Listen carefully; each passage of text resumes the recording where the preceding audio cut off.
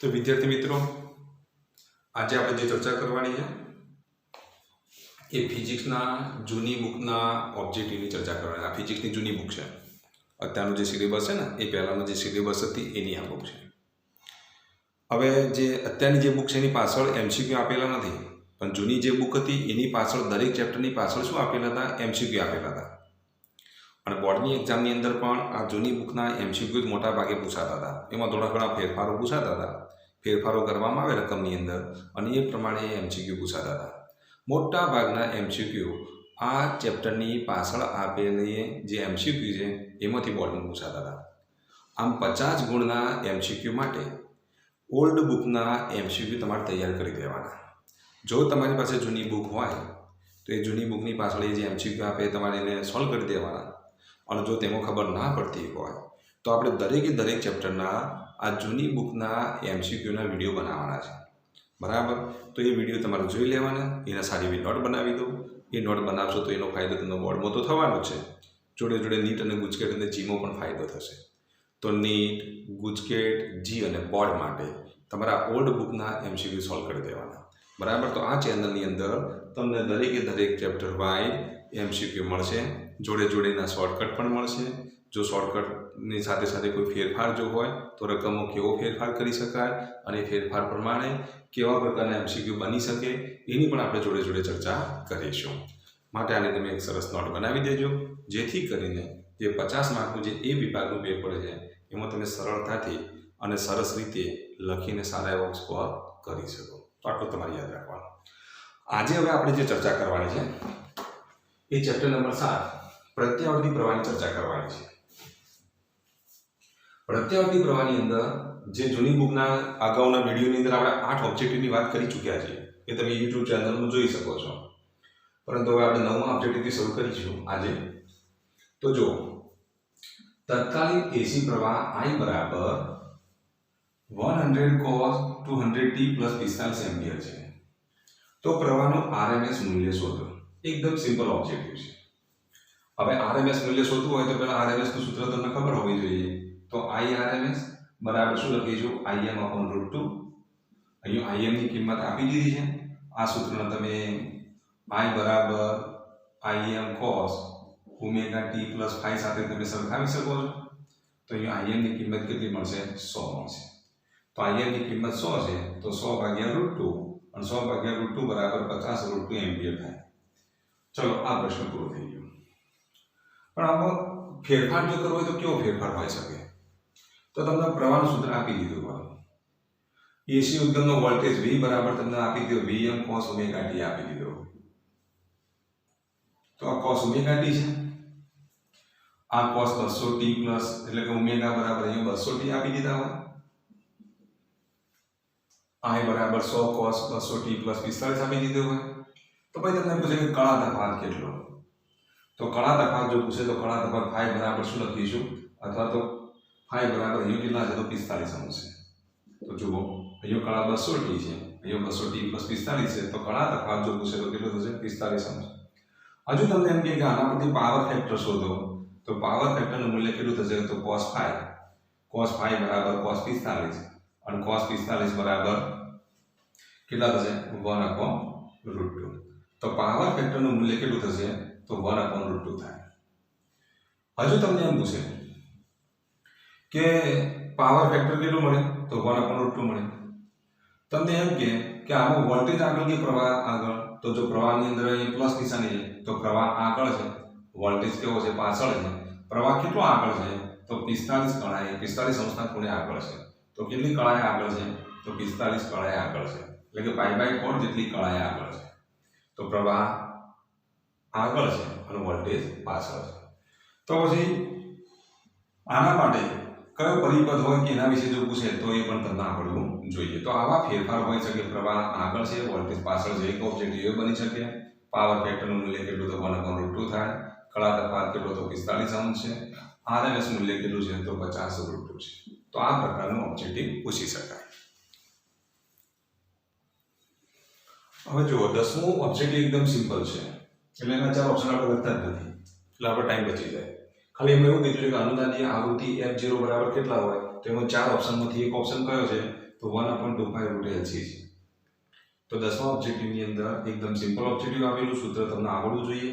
અનુનાદીય આવૃત્તિ કીધી હોય તો 1/2π√LC, અને અનુનાદીય કોણીય આવૃત્તિ કીધી હોય તો 1/√LC। આ ખાસ યાદ રાખજો। આને અનુલક્ષીને ઓબ્જેક્ટિવ પૂછાતા હોય છે, દાખલા પણ પૂછાતા હોય છે। પણ હવે 11મો ઓબ્જેક્ટિવ જુઓ। R અવરોધવાળી L ઇન્ડક્ટન્સ વાળી એક કોઇલ V વોલ્ટના AC ઉદ્ગમ સાથે જોડી છે। જો ઉદ્ગમની કોણીય આવૃત્તિ ઓમેગા રેડિયન પ્રતિ સેકન્ડ હોય તો પરિપથનો પ્રવાહ ખાલી જગ્યા થાય। તો અહીંયા કયો પરિપથ થયો? RL પરિપથ થયો। RL પરિપથ માટે તમારે Z યાદ રાખવાનું, તો Z ની કિંમત કેટલી? તો વર્ગમૂળમાં R² + XL²। એટલે R² + XL², તો આના બરાબર શું લખીશું? R² + XL ની જગ્યાએ લખી દઈએ તો ωL²। તો Z ની કિંમત કેટલી મળશે? R² + ω²L²। આ Z મળ્યો। તો પ્રવાહ I બરાબર જો લખીએ તો શું લખાય? V/Z। તો પ્રવાહનું સૂત્ર જો લખીએ અહીંયા તો I બરાબર V/Z। તો V/Z ની જગ્યાએ લખી દઈએ R² + ω²L²। તો એ વખતે જવાબ કયો આવશે? ડી જવાબ આવે। પણ હવે આ દાખલામાં થોડો ફેરફાર કરવો જોઈએ અને તમારે જાતે જવાબ વિચારવાનો છે। જો R અવરોધવાળી L ઇન્ડક્ટન્સ વાળી કોઇલ V વોલ્ટના AC ઉદ્ગમ સાથે જોડી હોય, જો ઉદ્ગમની કોણીય આવૃત્તિ ઓમેગા રેડિયન પ્રતિ સેકન્ડ હોય, તો પરિપથનો પ્રવાહ શોધો જ્યાં કળા તફાવત કેટલો હોય? 45° હોય। કળા તફાવત કેટલો હોય? 45° હોય। હવે જો આ ઓબ્જેક્ટિવની અંદર આવું આપેલું હોય, અહીંયા -ω²L² આપી દીધા હોય, અહીંયા પણ આ રીતે આપી દીધું હોય R² + L², આ જે ચાર ઓપ્શન આપેલા છે એનો એ જ ઓબ્જેક્ટિવ છે, ખાલી આટલો જ ફેરફાર કરી દીધો છે। જો કળા તફાવત કેટલો છે? 45° છે। તો આનો સાચો જવાબ કયો આવે? તો આ સાચો જવાબ A આવશે, B આવશે, C આવશે કે D આવે? તમે જાતે પ્રયત્ન કરીને બતાવજો, બરાબર? તો કોમેન્ટ બોક્સમાં આનો આન્સર તમે લખજો કે જો R અવરોધવાળી L ઇન્ડક્ટન્સ વાળી એક કોઇલને V વોલ્ટના AC ઉદ્ગમ સાથે જોડવામાં આવે તો તેની કોણીય આવૃત્તિ કેટલી છે? તો ઓમેગા રેડિયન પ્રતિ સેકન્ડ છે। તો પરિપથનો પ્રવાહ કેટલો થાય? જે 19 તારીખે એક્ઝામ જે લેવાની છે, તો આ ફેરફારવાળા ઓબ્જેક્ટિવ પૂછાશે, એને તમારે ધ્યાનમાં રાખવાના। તો પછી આનો સાચો જવાબ કેટલો છે? જો કળા તફાવત 45° હોય તો સાચો જવાબ તમારે કોમેન્ટ બોક્સમાં લખી દેવાનો, બરાબર? કયો જવાબ આવે એ તમે જાતે વિચારી લેજો। એક ઓપ્શન છે V/√R² + L² છે, બીજો છે V/L, ત્રીજો છે V/√2 × R, ચોથો છે V/√R² - ω²L²। આવા જે ફેરફારવાળા તમને જે આપવામાં આવે છે ઓબ્જેક્ટિવ, જે તમે જાતે પ્રયત્ન કરવાના માટેના જે ઓબ્જેક્ટિવ જે છે એના પર તમારે વધારે ધ્યાન આપવું જોઈએ। તો સાચો જવાબ કયો છે એ તમે જાતે પ્રયત્ન કરજો। હવે 12મો ઓબ્જેક્ટિવ જુઓ। આ ઓબ્જેક્ટિવ મોસ્ટ ટાઈમ છે। બીજી વાત કે આમાં જે ફેરફાર જે કરવામાં આવે, ફેરફારો 19 તારીખ જે એક્ઝામ લેવાની છે, સ્કૂલમાં જે એક્ઝામ લેવાની છે એની અંદર એવા ફેરફારવાળા ઓબ્જેક્ટિવ વધારે પૂછાશે, તો એના પર તમારે ધ્યાન આપવાનું। એક ઇન્ડક્ટર L ને V = V0 sin ωt AC ઉદ્ગમ સાથે જોડેલ છે। આ AC ઉદ્ગમ છે। તો ઇન્ડક્ટરમાંથી પસાર થતો પ્રવાહ I બરાબર તમને આવું સૂત્ર આપી દીધું છે। તો I બરાબર ખાલી જગ્યા, તો આમાંથી કયું સૂત્ર આવશે તમે નક્કી કરો। માત્ર ઇન્ડક્ટર જોડેલ છે તો XL એટલે કે mod of Z, કે Z બરાબર કેટલા? XL બરાબર ωL। ઇન્ડક્ટર હોય તો તમને ખબર છે કે ઇન્ડક્ટર હોય તો એટલું યાદ રાખવાનું, પ્રવાહ પાછળ વોલ્ટેજ આગળ। ઇન્ડક્ટર માટે શું યાદ રાખશો? પ્રવાહ પાછળ વોલ્ટેજ આગળ। કેટલા કળા તફાવતે? તો π/2 જેટલી કળા તફાવતે શું થશે બોલો? તો π/2 જેટલી કળા જેટલો પ્રવાહ પાછળ હોય, વોલ્ટેજ આગળ હોય। તો પ્રવાહનું જો સૂત્ર લખીએ તો વોલ્ટેજ V ની જગ્યાએ આપણે I લખીશું, V0 ની જગ્યાએ શું લખીશું? I0 લખીશું, sin ωt પાછળ છે π/2 જેટલી કળા એટલે -π/2। જો ઇન્ડક્ટરની જગ્યાએ જો કેપેસિટર હોત તો એ +π/2 લખત। તો Z બરાબર XL બરાબર ωL, I0 બરાબર તમને ખબર છે કે V0 upon શું લખાય? Z ની જગ્યાએ આપણે શું લખીશું? ωL sin ωt -π/2। આવો આન્સર કયો છે? તો B આન્સર છે। તો જવાબ કયો આવશે? B જવાબ આવે। હવે જો આમાંથી ફેરફાર ધારો કે બી આન્સર જે છે એ બી આન્સરની જગ્યાએ આવું લખેલું હોય ધારો કે V0 ફેરફાર કેવો પૂછાય એની વાત કરીએ આપણે V0 ઓમેગા એલ આપી દીધું હોય અહીંયા V0 ઓમેગા એલ અહીંયા કેટલા આપી દીધા હોય તો માઇનસ cos ઓમેગા ટી આપેલ હોય અહીંયા cos ઓમેગા ટી પ્લસ π/2 આપી દીધા હોય આ રીતના 4 ઓપ્શન આપેલા છે તો હવે સાચો જવાબ કયો આવશે તમે નક્કી કરો એક cos ઓમેગા ટી પ્લસ π/2 આપેલ છે એક minus V0 upon omega into cos omega T આપેલ છે એક આ સૂત્ર આપેલ છે આમાંથી સાચો જવાબ કયો આવશે હવે તમે નક્કી કરો તો હવે તમે જુઓ આનું તમે સાદુરૂપ આપી શકો આનું જો સાદુરૂપ આપો તો V0 ભાગ્યા ઓમેગા એલ sin આમાંથી માઇનસ કોમન કાઢીએ તો π/2 માઇનસ ઓમેગા ટી sin યુગ્મ વિધેય છે તો નિશાની બહાર આવશે નિશાની બહાર જાય તો શું લખાય minus V0 upon omega L sin અહીંયા શું આવશે sin નું શું થઈ જશે cos ઓમેગા ટી આગળ વિધેય બદલાઈ જશે તો પછી એ વખતે સાચો જવાબ આ બનશે જો વોલ્ટેજનું સૂત્ર આપેલું હોય ઇન્ડક્ટર આપેલું હોય તો પછી એના માટેનું સૂત્ર આ છે અને તમે ફેરફાર કરો તો એ ફેરફાર માટેનું સૂત્ર કયું આવશે તો આ આવશે તો પ્રવાહનું સૂત્ર એ વખતે આ બનશે તો એ વખતે જવાબ કયો આવે એ જવાબ આવે તો આવા ફેરફારો હોઈ શકે ઇન્ડક્ટરની જગ્યાએ ધારો કે અહીંયા આપી દીધું હોય કેપેસિટર અહીંયા શું આપેલું હોય કેપેસિટર આપેલું હોય અને ઇન્ડક્ટરની જગ્યાએ જો કેપેસિટર આપેલું હોય તો પછી જવાબ કયો આવશે એ તમારે વિચારવાનો છે 4 ઓપ્શન હું તમને આપી દઉં છું એક તો આ જ ઓપ્શન રાખીએ બીજો ઓપ્શન આ રીતનો છે V0 ઓમેગા c અહીંયા 1 upon omega c sin omega t plus π/2 sorry અહીંયા માઇનસ π/2 અહીંયા V0 સોરી ઓમેગા c આપણે છેદમાં લખી દઈએ અહીંયા પ્લસ π/2 લખી V0 omega c sin omega t plus π/2 આવા 4 ઓપ્શન છે આમાંથી કયો સાચો જવાબ આવે એ તમે કોમેન્ટ બોક્સમાં લખી દેજો જે સાચો જવાબ હોય તે તમારે લખવાનો રહેશે તો આવા ફેરફારવાળા ઓબ્જેક્ટિવ એક્ઝામમાં પૂછી શકાય તો આનું તમારે ધ્યાન રાખવાનું જો 13મો ઓબ્જેક્ટિવ એલસીઆર શ્રેણી પરિપથમાં ત્રણેય ઘટકોના બે છેડા વચ્ચે વિદ્યુત સ્થિતિમાનનો તફાવત કેટલો છે VL VC અને VR છે તો V શોધો તો એ ફેઝરની રીતમાં આપણે ભણી ચૂક્યા તો ફેઝર ડાયાગ્રામ યાદ કરો અહીંયા આપણે VR લેતા હતા આ બાજુ શું લેતા હતા VL VC લેતા હતા માટે અહીંયા જો વોલ્ટેજ V મળે તો V બરાબર વર્ગમૂળમાં શું લખાય તો VR² પાયથાગોરસના નિયમ પ્રમાણે જો લખીએ તો VR² VL VC નો સ્ક્વેર લખાય તો સાચો જવાબ કયો આવશે બોલો તો ત્રણ વોલ્ટેજ જો હોય ત્રણ ઘટકો માટેના VL VC અને VR તો પછી વોલ્ટેજનું મૂલ્ય કેટલું મળશે VR² VL VC નો સ્ક્વેર મળે અહીંયા જો કણા તફાવત લે તો પ્રવાહની દિશા I હોય વોલ્ટેજની દિશા પ્રવાહની દિશા વચ્ચેનો ખૂણો જો phi હોય તો એ વખતે જો tan phi શોધવા હોય તો tan phi બરાબર શું લખીશું VL VC upon VR આ સૂત્રની મદદથી તમે કણા તફાવત શોધી શકો હવે આને અનુલક્ષીને કેવા ફેરફાર પૂછી શકીએ તો VL VC અને VR ના મૂલ્યો આપી દીધા હોય VL નું મૂલ્ય આપી દીધું હોય VC નું મૂલ્ય આપી દીધું હોય અને VR નું મૂલ્ય શોધવાનું હોય અને પરિણામી વોલ્ટેજ પણ આપી દીધો હોય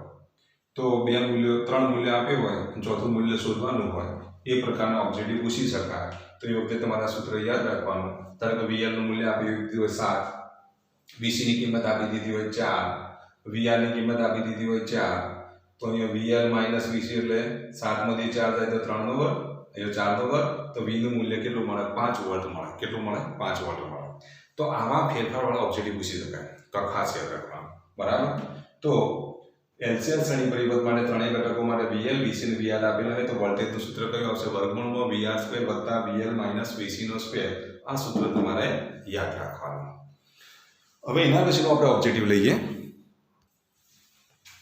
હવે જો અહીંયા આપો 14મો ઓબ્જેક્ટિવ આરસી પરિપથમાં કેપેસિટરની પ્લેટ પરનો વિદ્યુતભાર વધતો હોય હવે કેપેસિટરની બે પ્લેટો વચ્ચેનો જો વિદ્યુતભાર વધતો હોય તો અહીંયા વિદ્યુત ક્ષેત્રની તીવ્રતા વધે તો પછી ઊર્જા સંગ્રહ થાય તો કેપેસિટરની બે પ્લેટો વચ્ચે કયું ક્ષેત્ર હોય તો વિદ્યુત ક્ષેત્ર હોય અને જો બે પ્લેટો વચ્ચે વિદ્યુત ક્ષેત્ર હોય તો પછી મળતી ઉર્જા ખાલી જગ્યામાં સંગ્રહ થાય તો કેપેસિટરની બે પ્લેટો વચ્ચેના વિદ્યુત ક્ષેત્રમાં સંગ્રહિત થાય.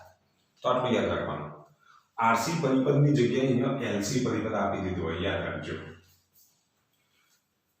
એલસી પરિપથમાં કેપેસિટરની પ્લેટ ઉપરનો વિદ્યુતભાર વધતો હોય, બધું એનું એ જ હોય. તો પ્રાંતિક સ્થાનમાંથી મળતી ઉર્જા ખાલી જગ્યામાં સંગ્રહ થાય તો પણ શું આવશે જવાબ? તો વિદ્યુત ક્ષેત્રમાં સંગ્રહિત થાય. ક્યાં સંગ્રહિત થાય? વિદ્યુત ક્ષેત્રમાં સંગ્રહિત થાય. પરંતુ આ જ જે ઓબ્જેક્ટિવ જે છે એ ઓબ્જેક્ટિવ હું ફેરફાર કરું છું. આ વધતો હોય ને એની જગ્યાએ ઘટતો હોય લખી દેવામાં આવે. વિદ્યુતભાર ઘટે છે તો એનો મતલબ એ થયો કે કેપેસિટર ડિસ્ચાર્જ થાય છે. કેપેસિટર ડિસ્ચાર્જ થાય છે તેના લીધે વિદ્યુત પ્રવાહનું શું થતું છે? નિર્માણ થતું હશે. તો પછી વિદ્યુત પ્રવાહનું જો નિર્માણ થાય તો પછી ઇન્ડક્ટરના ચુંબકીય ક્ષેત્રની અંદર શું થશે? એ ઉર્જાનો સંગ્રહ થાય. તો એ વખતે જવાબ કયો આવશે? બી આવશે. તો ખાલી આટલો શબ્દ બદલી લીધો છે. પરિપથ કયો લીધો? એલસી પરિપથ લીધો. અને પ્લેટ ઉપરનો વિદ્યુતભાર ઘટતો હોય તો પ્લેટ ઉપરનો જો વિદ્યુતભાર ઘટતો હોય તો પછી ઉર્જા ક્યાં સંગ્રહિત થાય? ચુંબકીય ક્ષેત્રમાં સંગ્રહિત થાય. તો ઘટતો હોય તો એ ઉર્જા સંગ્રહ થાય ચુંબકીય ક્ષેત્રમાં. અહીંયા જો વિદ્યુતભારની જગ્યાએ પ્રવાહ ઘટતો હોય, આવું આપી દીધું હોય, પ્રવાહ ઘટતો હોય, પ્રવાહ ઘટે છે એનો મતલબ એ તો કે ઇન્ડક્ટર ડિસ્ચાર્જ થાય છે અને વિદ્યુતભાર પાછો ક્યાં જાય છે? કેપેસિટર ઉપર જાય છે. અને વિદ્યુતભાર કેપેસિટર ઉપર જાય છે તો એનો મતલબ એ થયો તો એ વખતે સંગ્રહિત ઉર્જા ક્યાં સ્થિર સંગ્રહ થાય? તો કેપેસિટરની બે પ્લેટો વચ્ચેના વિદ્યુત ક્ષેત્રોમાં સંગ્રહિત થાય. તો આમાં તો થોડા ફેરફાર કરવાથી આખો જવાબ બદલાઈ જાય છે. તો આના પર તમારે ધ્યાન આપવાનું. તો જો ફરી આખું બોલી જાઉં છું. એલસી પરિપથમાં કેપેસિટરની પ્લેટ ઉપરનો વિદ્યુતભાર વધતો હોય તો વિદ્યુત ક્ષેત્ર, વધતો હોય તો વિદ્યુત ક્ષેત્ર, અને વિદ્યુતભાર ઘટતો હોય તો ચુંબકીય ક્ષેત્ર. એ રીતે પ્રવાહ વધતો હોય તો ચુંબકીય ક્ષેત્ર, પ્રવાહ વધતો હોય તો ચુંબકીય ક્ષેત્ર, વિદ્યુતભાર વધતો હોય તો વિદ્યુત ક્ષેત્ર, વિદ્યુતભાર ઘટતો હોય તો ચુંબકીય ક્ષેત્ર, પ્રવાહ ઘટતો હોય તો વિદ્યુત ક્ષેત્ર. પ્રવાહ વધે, જો I વધે તો ચુંબકીય ક્ષેત્ર, Q વધે તો વિદ્યુત ક્ષેત્ર. તો એનાથી ઉલટું યાદ રાખવાનું. ચુંબકીય I ઘટે તો વિદ્યુત ક્ષેત્ર અને Q ઘટે તો પછી શું આવશે? ચુંબકીય ક્ષેત્ર. તો એલસી પરિપથ ખાસ જોજો. અહીંયા કયો શબ્દ હોવો જોઈએ? એલસી પરિપથ. તો આવા 4 થી 5 ફેરફારો આમાં પૂછી શકાય. તો આ બધા જ ફેરફારો પર ધ્યાન આપવાનું. આવા ફેરફારો માટે તમારે કયો જવાબ આવે એ નક્કી કરવાનું. આડેધડ ગોખવાની કોશિશ કરવી નહીં. એક જ ઓબ્જેક્ટિવ તમને આપું છું, તમે કોમેન્ટ બોક્સમાં એનો જવાબ લખજો અને આ એક્ઝામ જે લેવાની છે એમાં એનો ફેરફાર આપણે પૂછીશું. તો એલસી પરિપથમાં કેપેસિટરની પ્લેટ ઉપરનો વિદ્યુતભાર ઘટતો હોય, વિદ્યુતભારની જગ્યાએ વિદ્યુત પ્રવાહ લખી દઉં છું. વિદ્યુત પ્રવાહ વધતો હોય તો પ્રાપ્તિ સ્થાનમાં મળતી ઉર્જા ખાલી જગ્યામાં સંગ્રહ થાય. તો સમો સંગ્રહ થાય, બરાબર? તો એ તમારે નક્કી કરવાનું છે, બરાબર? એલસી પરિપથ છે. પ્રાપ્તિ સ્થાન તરીકે આપણે શું લઈશું? કેપેસિટર લઈએ છીએ, બરાબર? તો હવે આનો જવાબ તમારે આપવાનો છે. તો એ ઉર્જા ક્યાં સંગ્રહિત થશે? આનો જવાબ તમારે સમા આપવાનો, કોમેન્ટમાં આપી દેવાનો.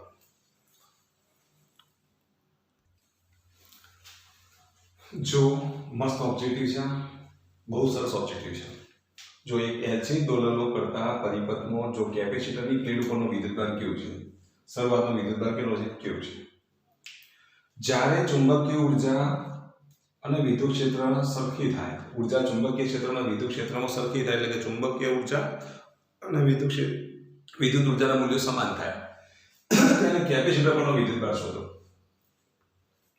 હવે કેપેસિટરની શરૂઆતની ઉર્જા જો Q હોય તો એની શરૂઆતની કુલ ઉર્જા કેટલી થશે? તો E બરાબર જો લખીએ તો Q² upon 2C, અને આપણે U વડે દર્શાવી દઈએ. કુલ ઉર્જા U0 આટલી છે.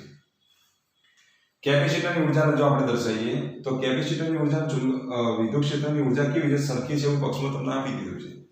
જ્યારે સરખી હોય તો આપણે યાદ રાખવાનું કેટલા અંશના ખૂણે થાય. તો જો આપણને ખબર છે કે કેપેસિટરની ઉર્જાનું સૂત્ર જો લખીએ તો કેપેસિટરની ઉર્જાનું સૂત્ર U બરાબર Q² upon 2C. હવે U નું મૂલ્ય અને એ થશે શેનું? તો આ UE નું મૂલ્ય અને આ UB નું મૂલ્ય, બંનેના મૂલ્યો કેવા છે? સરખા છે. આ U0 લખો અથવા તો U લખો. હવે તમે વિચારો U બરાબર તો શું લખીશું? UE વત્તા UB.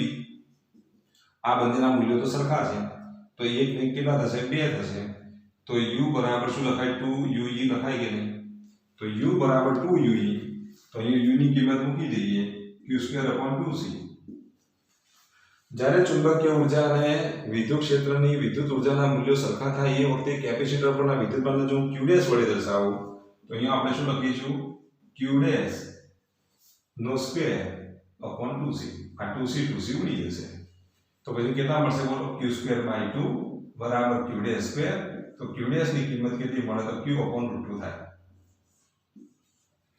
તો કેટલી ઉર્જા મળે કેટલો વિદ્યુતભાર હશે તો q/√2 જેટલો હશે તો ફરી એકવાર બોલી દઉં છું કેપેસિટરની ઉર્જા અને ઇન્ડક્ટરની ઉર્જા બે સરખી છે કેપેસિટરની ઉર્જા આપણે q²/2c વડે દર્શાવી દઈએ અથવા તો q' લઈએ તો q'²/2c વડે દર્શાવી દઈએ શરૂઆતની ઉર્જા કેટલી હતી તો q²/2c હતી તો આપણે આ q' શોધવાનો છે શું શોધવાનું છે q' કુલ ઉર્જા બરાબર ue વત્તા ub ue અને ub નો બેનો સરવાળો કરી દો તો u બરાબર શું લખીશું 2ue u ની કિંમત આપણે મૂકી દઈએ કેટલી તો q²/2c into 2 u ની કિંમત મૂકી દઈએ q'²/2c આ 2c ઉડી જશે તો અહીંયા q²/2 બરાબર q'² તો q' બરાબર કેટલા મળે q/√2 મળે કેટલા મળે q/√2 તો આવા ફેરફારો પૂછી શકાય તો તમને એમ કીધું હોય ઇન્ડક્ટરની ઉર્જા કેપેસિટરની ઉર્જાથી અડધી હોય તો પછી કેપેસિટર પરનો વિદ્યુતભાર શોધો એવો પ્રશ્ન પૂછે કે ઇન્ડક્ટરની ઉર્જા એટલે UB એ કેપેસિટરની ઉર્જાથી અડધી હોય એટલે કે UE/2 હોય તો પછી q' શોધો તો બસ આ સૂત્રની અંદર કિંમત મૂકી દો તો અહીંયા u બરાબર શું લખીશું UE વત્તા UB ની જગ્યાએ શું લખીશું UE/2 આનો સાદુરૂપ આપો તો 3UE/2 થાય u ની જગ્યાએ આપણે લખી દઈશું q²/2c બરાબર 3/2 ue ની જગ્યાએ કિંમત મૂકી દઈએ કેટલી તો q'²/2c આ 2c ઉડી જશે તો પછી q' બરાબર શું મળશે તો q' બરાબર 2q²/3 આનું વર્ગમૂળ લઈ લો તો q' બરાબર √2/3 into q તો એ વખતે વિદ્યુતભારનું મૂલ્ય આટલું હોય તો એ વખતે કેપેસિટરની પ્લેટ ઉપરનો વિદ્યુતભાર આટલો હશે આજે આપણે આટલા સુધી જ રાખીશું 15 ઓબ્જેક્ટિવ અહીંયા પૂરા થાય છે પહેલા લેક્ચરની અંદર આપણે 8 થી 9 ઓબ્જેક્ટિવ પૂરા કર્યા હતા બીજા સેશનની અંદર 15 ઓબ્જેક્ટિવ સોલ્વ કર્યા છે એના પછીનું જો ત્રીજું લેક્ચર આવશે અલ્ટરનેટ કરંટનું એમાં બાકીના ઓબ્જેક્ટિવ આપણે પૂરા કરીશું આમ ઓલ્ડ બુકના ઓબ્જેક્ટિવ પણ પૂરા થઈ જશે જોડે કેવા પ્રકારના ફેરફારો પૂછાય છે એની પણ આપણે ચર્ચા કરી દઈશું તો આના પછીનો જે વિડીયો જે છે એ વિડીયોની અંદર આપણે બાકીના ઓબ્જેક્ટિવની ચર્ચા કરવાની છે માટે તમારે એ વિડીયો જોઈ લેવાનો તથા એની નોટ સરસ રીતે બનાવી દેવી ઓકે